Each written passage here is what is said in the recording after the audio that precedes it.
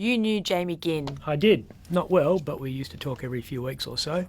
I say used to because he, like so many senior bikies, is now dead. We're told he had a seizure in the Perth watch house about 7 p.m. on Tuesday night.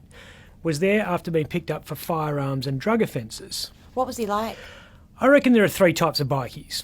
There are the blokes who join a gang because they want to use that status to further their criminal careers. Membership is a means to an end rather than an end in itself. Then there are the guys that really shouldn't be there but drift in because they're at a stupid stage of their life. Then there's the third and probably the rarest type of bikie. That's the man who is genuinely seeking the camaraderie, however dubious it might be, that comes with being a member of an outlaw motorcycle club.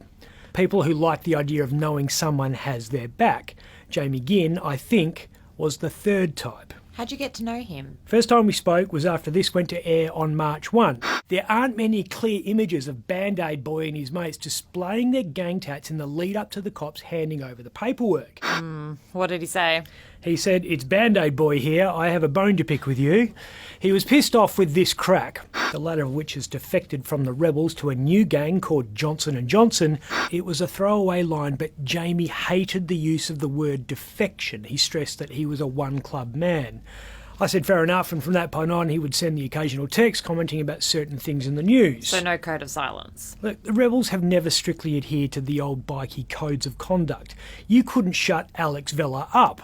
I find this poem very hard to write. Nick's life and future was bright. He was the national president when the Rebels first moved into WA in the mid-90s, very vocal when they did their first national run into this state. We aren't here to prove that we can misbehave. We are here to prove that we rode the Harleys right across from one side of the country to the other. Back then the WA club was run by a bloke named Richard Roberts, who went by the not-so-imaginative nickname Rebel Rick, also quite talkative. I'm just sick of all of this harassment. That's not everything, okay? It's called police harassment. Vella is in exile in Cyprus, I think, and Rick was shot dead in Canberra in 2009. Nick Martin also liked to chat. Are you an innocent man? Always. As we know, Nick's also dead. Do we see a pattern here? What did Jamie do for work? Bricky. Ran a good business, didn't rip his clients off. When everyone else was charging $3 a maxi, he kept his prices reasonable because he'd been through a few cycles and knew that at some stage it'd be back down at 90 cents a brick. He was first in the headlines in 2017 when he and a half a dozen other rebels at the Clarkson chapter, I think it was, went to court after belting the crap out of a bloke 3 years earlier. He went to jail for 5 years for that assault. That's part of documented history.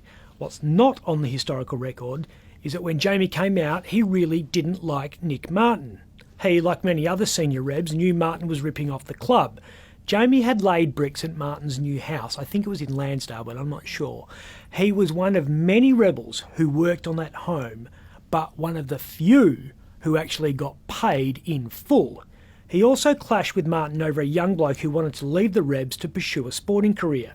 Jamie defied Martin and gave him his blessing to leave on good standing. Did he have a family? He had a son and a daughter that I know of. His son was a semi-professional fighter at one stage. Don't know if it was boxing or Muay Thai or whatever. But he ended up going to jail himself for assault, I think it was, and that ended his career in the ring. I think his dad felt guilty about that the life chosen by a father may have affected the son. So Jamie gets out of jail. What next? The rebels start falling apart.